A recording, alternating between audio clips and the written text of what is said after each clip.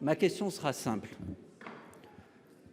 Un protocole thérapeutique a été mis en œuvre jusqu'au 31 décembre 2021 dans notre pays, portant sur 30 000 personnes et en violation flagrante de la loi protégeant les personnes soumises à une recherche médicale. C'est un fait inédit et c'est un fait grave, sans précédent. Alors, Monsieur le Ministre, pourquoi une telle inertie des pouvoirs publics face à ce scandale?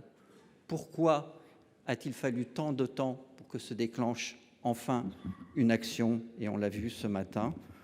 Pourquoi n'avez-vous pas pris les mesures pour mettre fin à ce scandale? Et que comptez-vous faire maintenant? Monsieur le ministre, je pense que vous-même avez conscience de la faiblesse de votre réponse.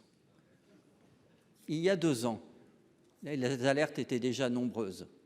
Les rapports de l'ANSM, les rapports de l'IGAS, et bien avant, en 2015, l'INSERM quittait le conseil d'administration de l'IHU Méditerranée. Qu'a fait l'université d'Aix-Marseille pour mettre fin à ces dérives? Rien. Qu'avez-vous fait, messieurs les ministres? Monsieur Véran, vous étiez ministre de la Santé, vous n'avez pas répondu à la question écrite que j'ai déposée concernant les dérives de l'IHU. Madame Frédérique Vidal, ministre de la Recherche, n'a pas répondu non plus à mes questions. Eh bien, si l'ensemble des institutions de notre pays et les ministres se sont tus et ont fait preuve des faiblesses, c'est peut-être parce que le chef de l'État est allé couvrir de sa chaleureuse immunité le patron de l'IHU. Et c'est un dysfonctionnement grave de nos institutions. Aujourd'hui, partout en France, les enseignants manifestent le refus du pacte que votre gouvernement propose. Car le compte n'y est pas, loin de là, et loin notamment de la promesse d'Emmanuel Macron d'augmenter de 10% tous les enseignants en septembre prochain. L'éducation nationale vit une véritable crise des vocations. Le nombre d'inscrits au concours en 2023 est en nette baisse par rapport à 2021 et les démissions ainsi que les ruptures conventionnelles ont été multipliées par 5. La dégradation des conditions de travail et du pouvoir d'achat en sont les principales causes. L'enjeu de cette revalorisation aurait donc dû concerner la partie socle, c'est-à-dire inconditionnelle. Mais en réalité, elle est loin de rattraper les baisses de pouvoir d'achat de 15 à 25% de ces 20 dernières années, ni de rivaliser avec nos voisins européens, alors qu'un enseignant débutait sa carrière à 2,2 SMIC dans les années 90, il est aujourd'hui à 1,2 SMIC. La rémunération des enseignants est inférieure de 15% à ceux de l'OCDE et je ne parle pas de nos voisins allemands.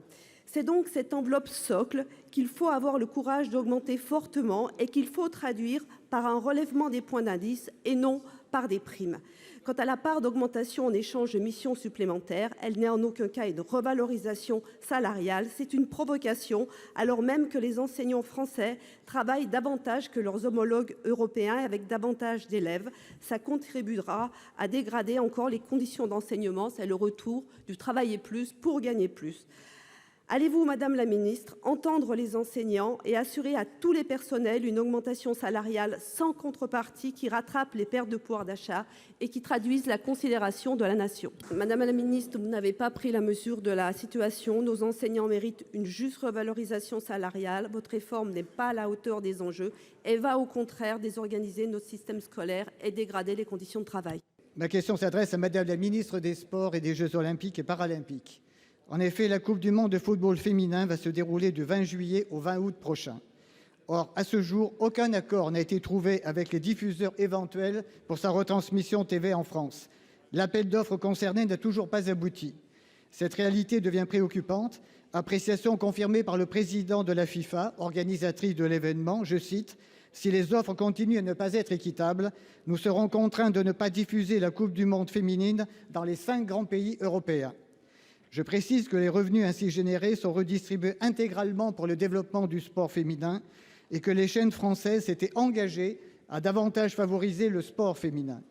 L'enjeu de la Coupe du monde 2023 est capital et la non-retransmission de matchs de notre équipe nationale, l'une des meilleures, elle fait partie du top 5 mondial, serait d'autant plus incompréhensible que la dernière édition fut organisée en France en 2019 et avait remporté un succès dépassant toutes les prévisions. Ainsi, le match de quart de finale avait-il connu le score d'audience le plus élevé de toute l'année 2019 pour TF1. Et 4 ans plus tard, cette équipe serait laissée à l'abandon par tous les diffuseurs potentiels. Avec la loi du 2 mars 2022 visant à démocratiser le sport, le Parlement a voté la possibilité de créer une société commerciale visant à gérer plus efficacement les droits audiovisuels du sport professionnel. Pour l'heure, seul le football est concerné. Il serait paradoxal que, parallèlement à cette démarche, la dimension féminine de cette activité soit exclue des bénéfices financiers escomptés lors d'un grand événement international. Il y va symboliquement de la promotion, de l'affirmation et du financement du sport féminin. L'enjeu est la lutte contre toutes les formes de discrimination faisant obstacle à l'émancipation de la femme par le sport. Pouvez-vous nous indiquer si, à ce stade, il y a lieu de rester optimiste quant à ces retransmissions? En un mot, la France sera-t-elle privée de Coupe du monde féminine? Enfin, le décret de décembre 2004 listant les 21 événements d'importance majeure doit-il être élargi à l'ensemble des matchs des équipes de France de football et de rugby masculines et féminines? Et si oui, dans quel délai?